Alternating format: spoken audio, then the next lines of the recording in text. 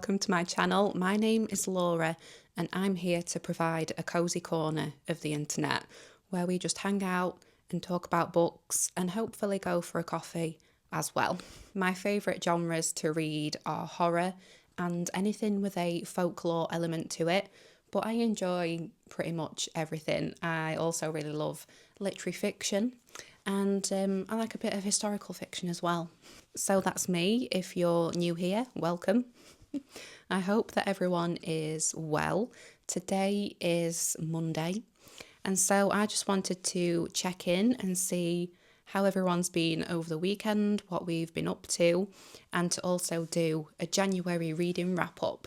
Don't worry, I won't keep you for too long. I read 4 books in January, which is actually great for me. I could have made it 5, but I didn't quite get over the finish line with my 5th book. So that's going to be on the February reading wrap up. So I've just made myself a fresh cup of coffee. Get yourselves comfy and let's talk about January reads. Actually, before I start the January reads, we went to Buxton yesterday, which is a town in the High Peak in Derbyshire, and there is a bookshop there called Scrivener's Books. I think it's technically Scrivener's Bookshop and Bookbinding, I think, as they are a traditional bookbinders, and they sell completely second-hand books, everything second-hand. There is nothing new in there, which is very cool. And I also noticed that they had posters up for bookbinding workshops. So if you live out that way and that's something that interests you, then definitely check that out. And the bookshop was lovely. I'm sure that it was 5 floors that they have. There's an attic space and a cellar as well. And yeah, it just looks like something out of a whimsical fantasy novel. It's giving all of the cozy fantasy vibes. So yeah, have a little Google of it and look at the pictures. It's very sweet. So that's what we did yesterday, as well as having a walk around Buxton and a little visit to a coffee shop, and we got a pizza as well that I didn't get any pictures or videos of, but I think it was called La Gabby, and it's a Neapolitan pizzeria. I think they're pretty new, but I might be wrong.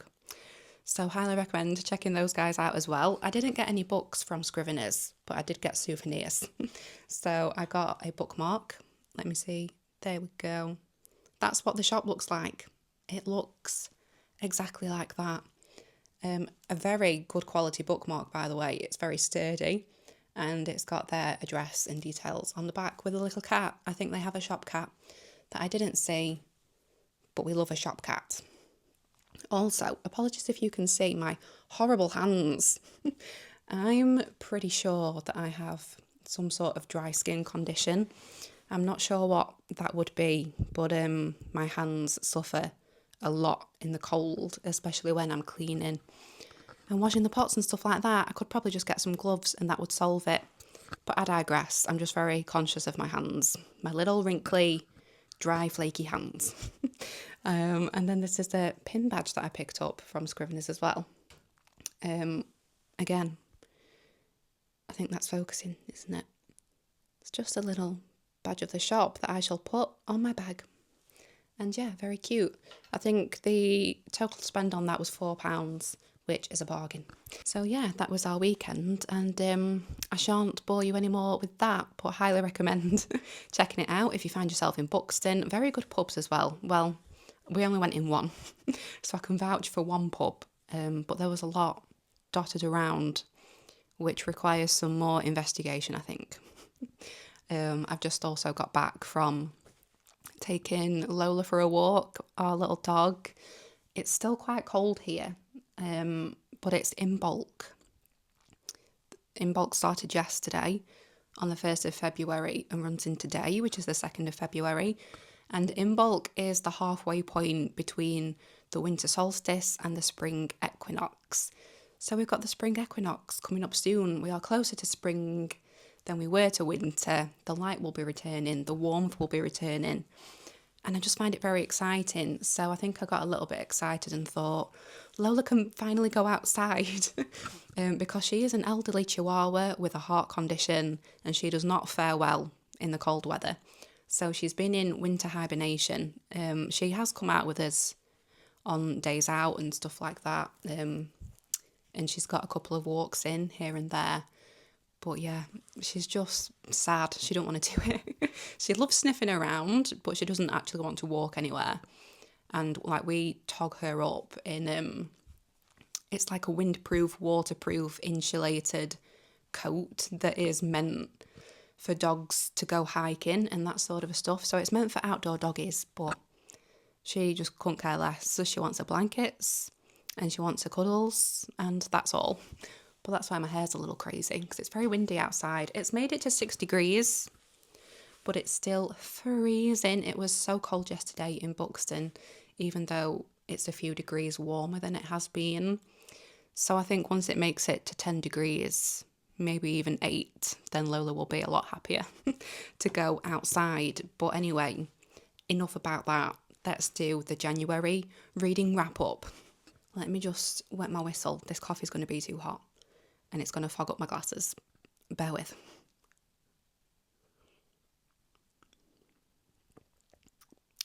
That is a absolutely fine drinking temperature.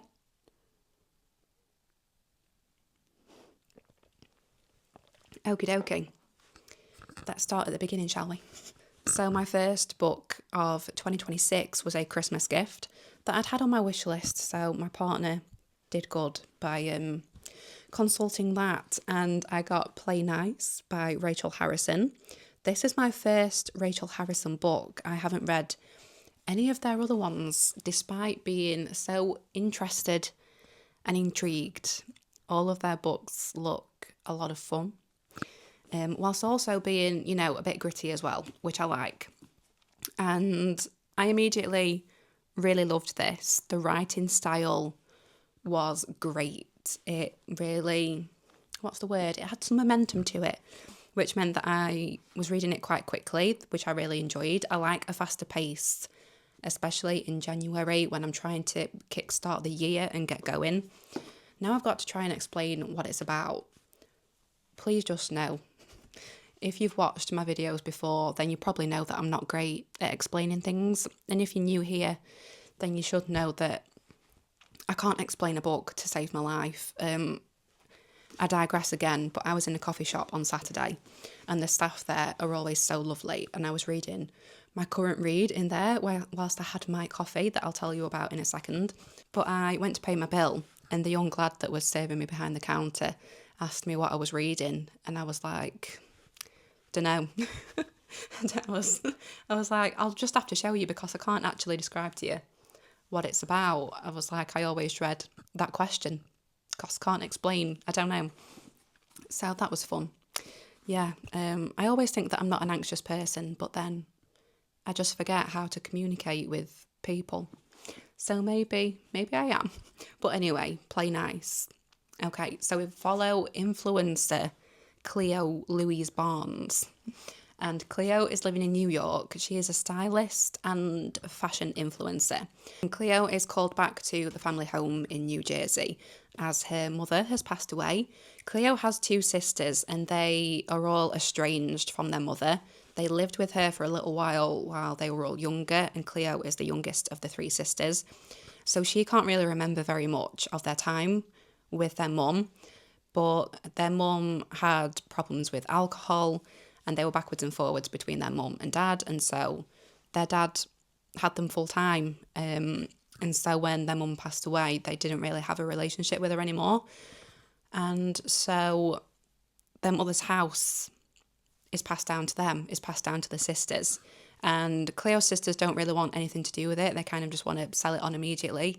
But Cleo spots an opportunity. She's like, hang on a minute. This would be great for some content.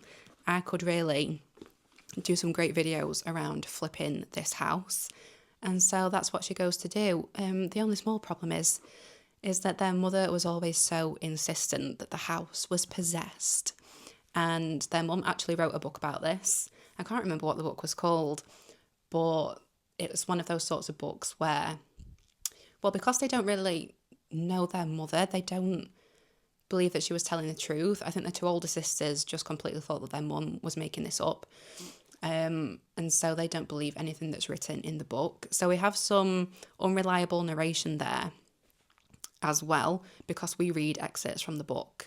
Cleo finds a copy and decides to read it to try and remember what happened.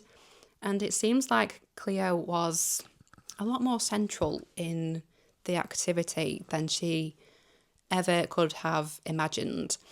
And yes, something that I really liked about this was that the demon activity, the paranormal activity in the house, was quite spooky. There were some genuinely unnerving moments where I was like, oh, it's made my toes curl up a little bit. And I really enjoyed that. However, for me, I felt that it was more like family drama, and like the possession of the house was just kind of like a conduit to get these sisters to talk to each other and to resolve this past trauma that they share together. And so, yeah, I felt like we would get to a spooky bit with the demon and the possession of the house, and it was acknowledged and it was really weird, and then it would just kind of flick back to an argument between the sisters. And I was like, oh, but we were really getting somewhere with the possession of the house. So yeah, I felt that for me, it was more a family drama. And if you like that, then you will love this.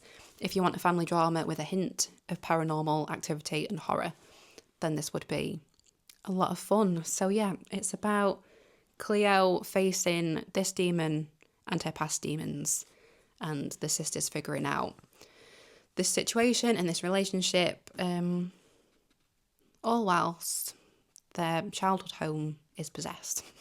So I think I gave this like a 3 out of 5 in the end. My friend Ellen, who also has a YouTube channel that I will try and link below if I remember, and if I know how to do that. There's a lot of things on YouTube that I don't know about. For example, I didn't know that you could hashtag your videos, so I'm going to try that for this one. But yeah, Ellen said, I can't remember what she said exactly, but they basically thought that this was just like a great girly pop horror novel.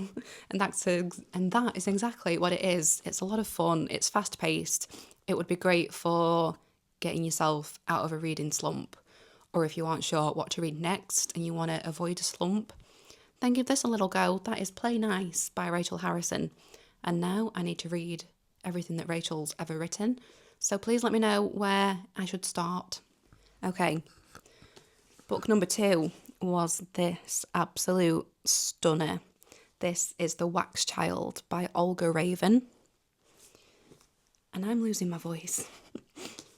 So, I got a Waterstones gift card as part of my Christmas present, and it was burning a hole in my pocket. I thought that I might be able to save it for a couple of months and see what comes out, but I couldn't contain myself any longer. And the only books that had, kind of sparked any interest in me were out in hardback, like the newer hardback books. And so I thought, let's just treat ourselves to a hardback. And thankfully this one is very reasonably sized. And I didn't actually know a lot about this book. I had seen it around, but I didn't know what it was about or what to expect. And that's also kind of what I wanted. I wanted to choose a book that I didn't have any preconceived ideas about. And so I went with this one. This was a case of right book at the wrong time for me. I think that I should have saved this one until later in the year. And that's what I'd normally do. It's very rare that I buy a book and then read it straight away. But because this was basically my Christmas present, I didn't want to just buy it and then leave it on the shelf for months. I wanted to read it now. And so that's what I did. But I think coming off the back of Play Nice, I was, the faster pace of that had got me into kind of a momentum. And then this one forced me to slow down. And I didn't feel ready for that. I was trying to maybe rush through this a little bit. I was trying to read it at the same pace as I was reading Play Nice.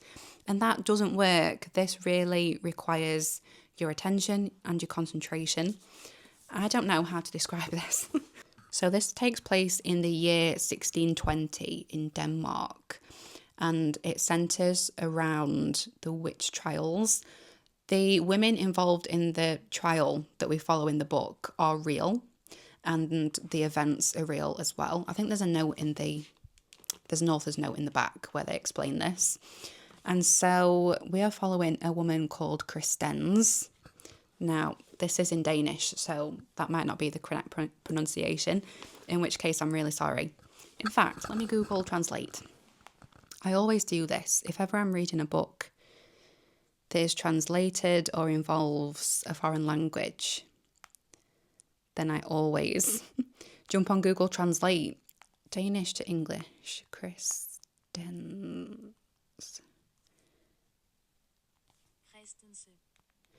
Okay, hang on a minute. I'll just play you what they say. Christense. Okay.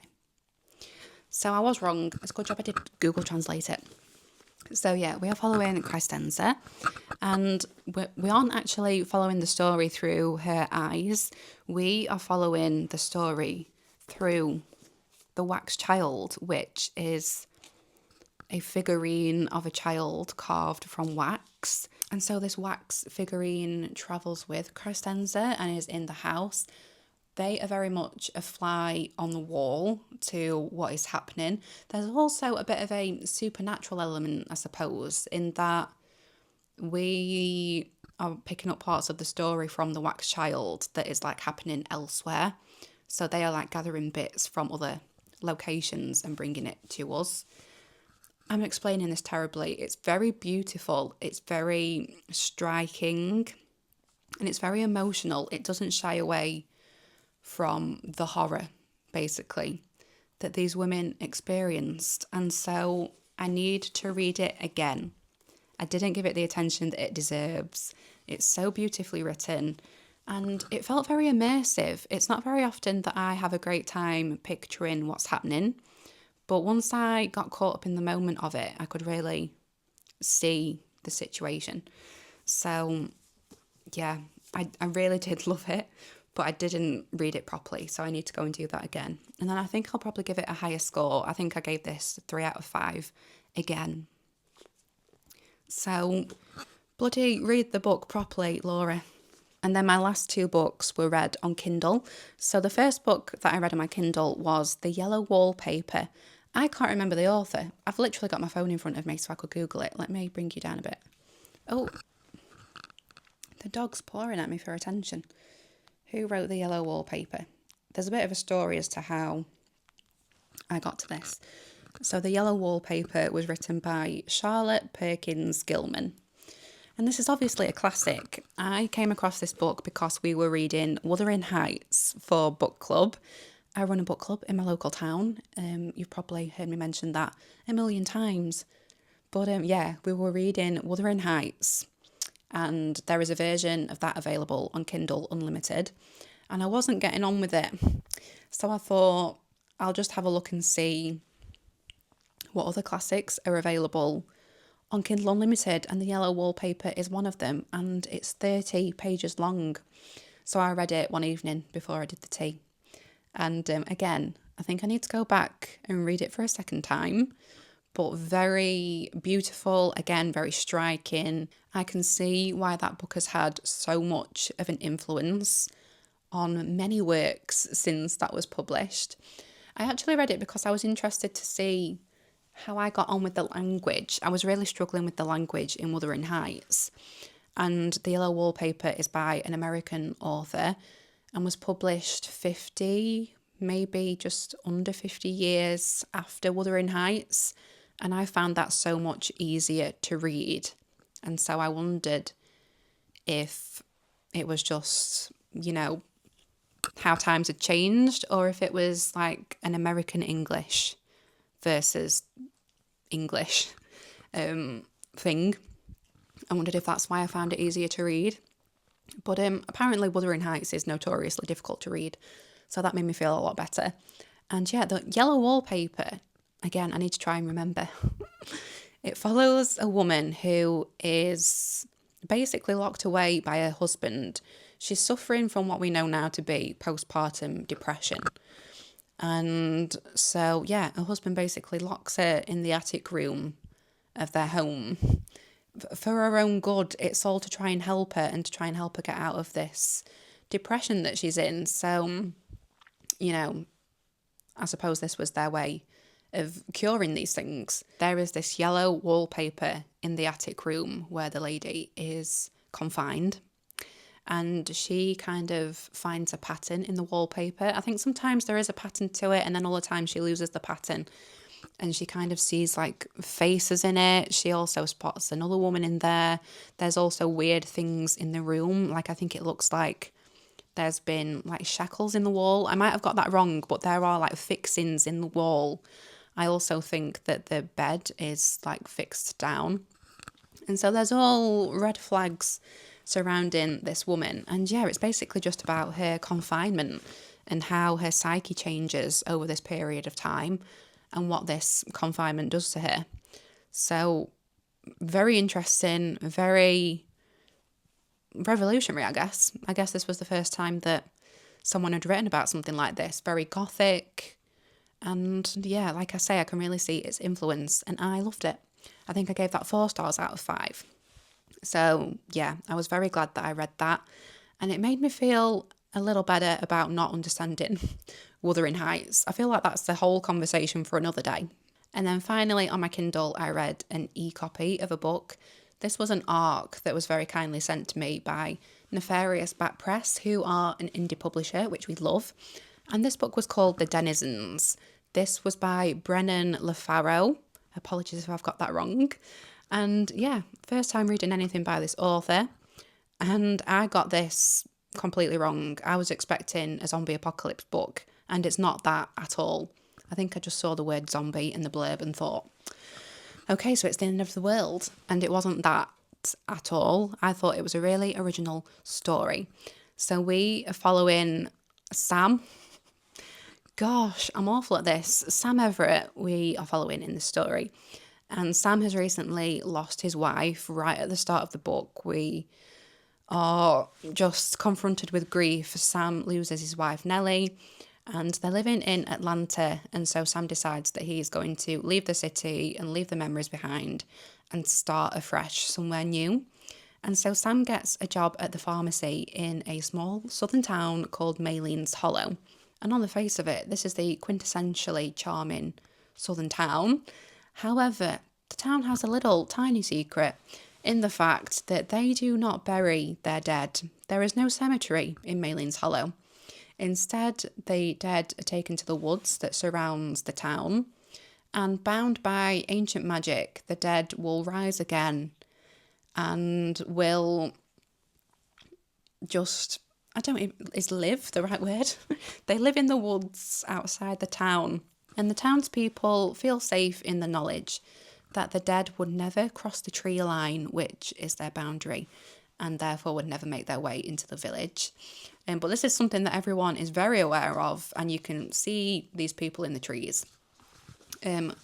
Until one day, they do start to stray from beyond the tree line, and things get pretty real pretty quickly. I'm not even sure that Sam is in town for 24 hours before shit goes down, basically.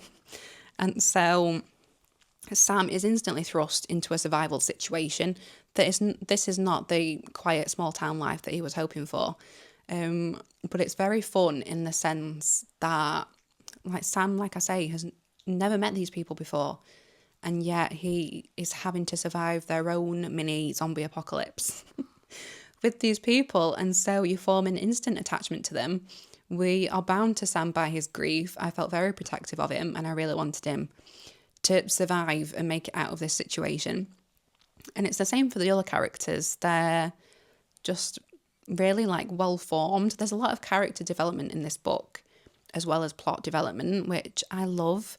I need my plot to be ticking along. I'm not very character driven. So for there to be a nice mix of both was great for me. And yeah, we just follow this town as they try and get out of this situation. We learn about the ancient magic that is binding the dead to this spot and what it is about the land and the whole thing. We get, like, the history behind it. And it was a lot of fun. I thought this was great. I really loved it. I think I gave it 3.5, rounded it up to 4 on my Goodreads. But yeah, highly recommend checking it out, whether you are a fan of the zombie genre or not, or if this is new for you like it was for me. Just a lot of fun while still being scary. There were some genuinely unnerving moments. Don't read this book late at night, especially when you still have to let the dog out and it's foggy outside, as that's what happened to me. I was reading the book until about midnight and thought, okay, let's go to bed. Went to let the dog out and was confronted by a wall of fog. And I thought, great, I'm going to be eaten alive. So I just accepted my fate. But thankfully, here I am to tell the tale. And I highly recommend reading the tale of Sam Everett and Maylene's Hollow. I don't have much recording time left on this card, so I'm going to try and wrap up very quickly. But I really wanted to tell you about my current read, which is The Island Child by Molly Aitken. I absolutely loved Bright Eye Burn by Molly. That is such a perfect piece of historical fiction. And this book was Molly's debut novel, and so I've always wanted to read it. It follows Una, who grows up on an island called Innis, which is just off the coast of Galway in Ireland. And yeah, we're just following her life, basically. It's a dual narrative, so we follow... Apologies, I paused then. I thought I heard a knock at the door, but I think it was just me bashing this chair against the wall. So I played myself, and I've got 2 minutes of recording time left on this card. But basically, it's dual narrative. We follow Una growing up as a child on the island of Innis, and we also follow Una as an adult when they have moved away from the island. However, circumstances mean that Una has to return to Innis and face the past and the reality of what happened there, basically. She had a very turbulent upbringing with her mother, who was basically abusive. And yeah, there's a lot of trauma, emotion, a whole load of things that I'm still trying to figure out how to tell you about. I'm still unpicking it for myself. This is the first book where I have underlined lines that I find to be so beautiful so that I can come back to them at a later date. Yeah, I don't annotate my books or make notes or anything like that, but I have been doing that with this. The prose is beautiful. So descriptive without being overly so. And I'm just having the best time. I'm really taking my time with it and treasuring these words and these characters and this story. So yeah, that's my current read.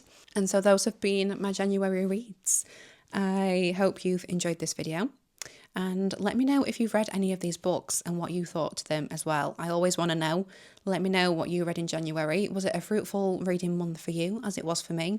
I'm always happy if I read 1 book a month, so to read 4. I know that one was only 30 pages, but that was still an achievement for me. Okay, so I've got 20 seconds. I'm going to love you and leave you. Like, comment, subscribe so that you don't miss any more cutting edge content.